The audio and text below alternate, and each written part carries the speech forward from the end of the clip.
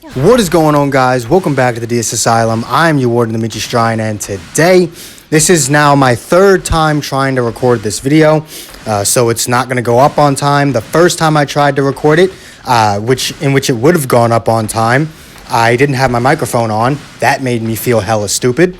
And then the second time, it didn't save, so hopefully third time's the charm, right? So the 1,000 day celebration.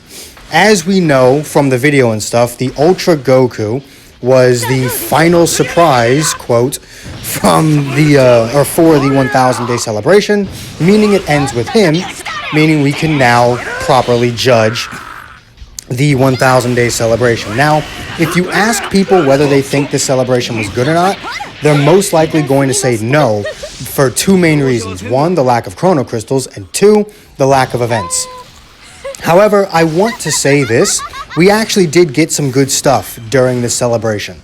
We got 250 battle events. One of them didn't give crystals, but it did give a free LF. And for the purposes of judging the celebration, you know, as fair as I can, I'm going to ignore the fact that they gave us like 700 Z power for an LF unit that needed a Zenkai. Like, that's a bit, you know, but it's the idea of them giving away a free Legends Limited unit that I'm going to focus on. So one of them gave 1,000 crystals. The other one gave away a free Legends Limited unit. We got a raid that gave crystals. We got a free EX Zenkai that gave crystals. We got the Just Try to Surpass Me event, which is a fun little thing. It's wildly unfair, but you know, as long as you're not hit a single time, it's pretty fun. And then obviously we got this Ultra Goku, who, yes, his grind is horrendous, but I mean, it's whatever. It's a new rarity. It's a new good unit, whatever. And then we also got the new Tournament of Power mode, which has mixed reviews. Honestly, I just feel like anyone who doesn't like it has never played Dokkan or doesn't like Dokkan. Now, yes, Dokkan is still a bit more intuitive than this Tournament of Power mode. You do still have to actually do something. Whereas with this, you kind of just watch what happens. But at the end of the day, I don't really mind it. That's why I'm using it as background footage. So yeah, but I only have 2 matches, so you're going to see it repeat. Yeah, we got some really good stuff in this celebration. And also, I want to talk about the fact that the last PvP season for the celebration is a double RP season. People are probably expecting me to go off the wall about double RP again.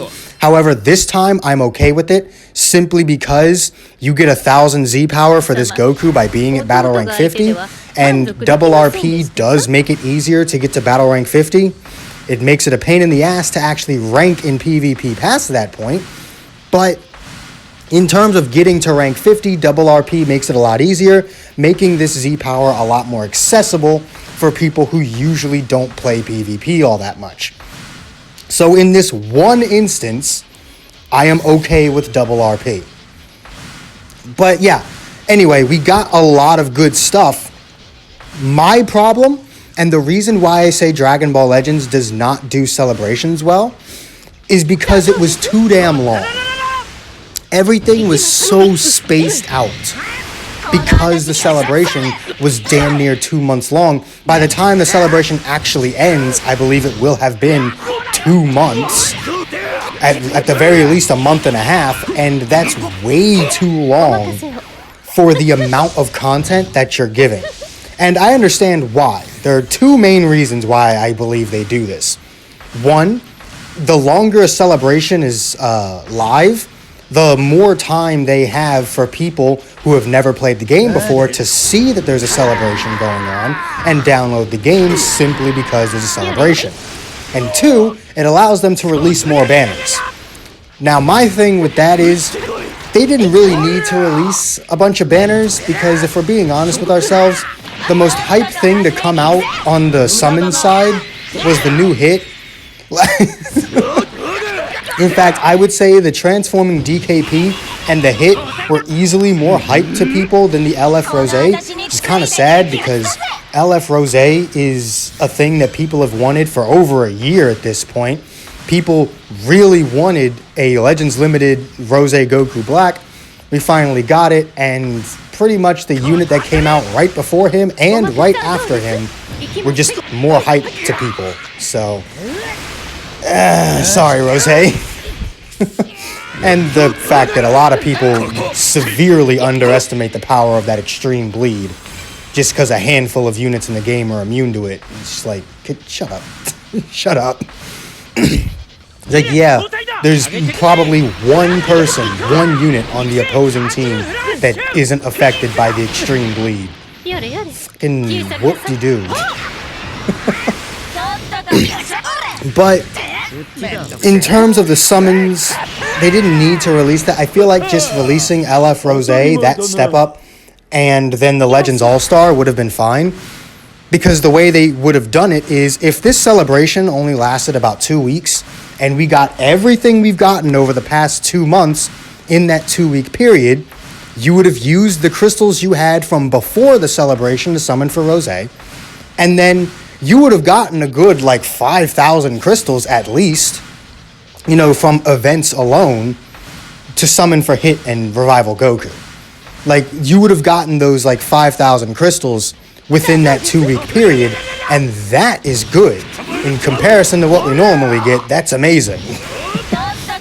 So, all in all, to not repeat myself as many times as I think I did on my last failed attempt at recording this, this celebration was good. It just lasted too long, so it didn't feel good. It didn't feel special. It just felt like normal Dragon Ball Legends with a celebration login bonus that we had to look at every damn day. So, if the celebration was at least half the length that it actually was, I think it would have been a lot better, and people would have been a lot happier with it. So,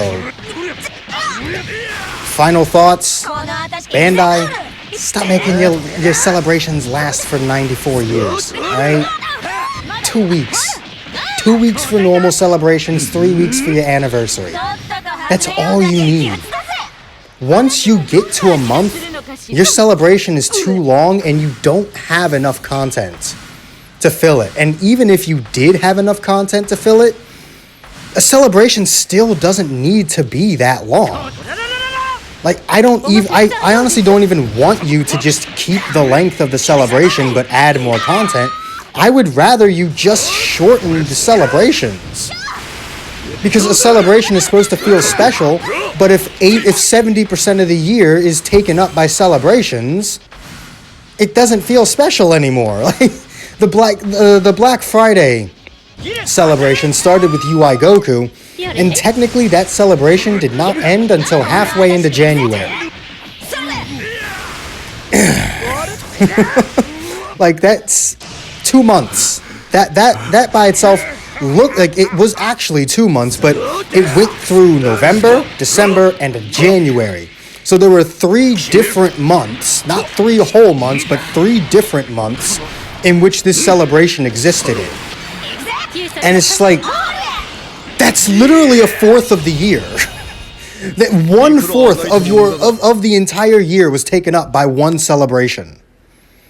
So it's like, when the celebrations are so long, there's realistically only ever like 3 months throughout the entire year that there isn't a celebration going on.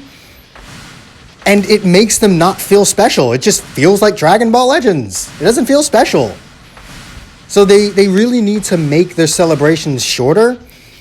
Keep the amount of stuff that they're giving, because if they did, there'd be no complaining about lack of content. It'd be like 9 events out at once. There'd be 5, 6, 7,000 grindable crystals right there, just within a 2-week period. There'd be nothing to complain about. So, again, end of this video, I just want to say, the 1,000 day celebration was good, but it could have been great had it not been so long.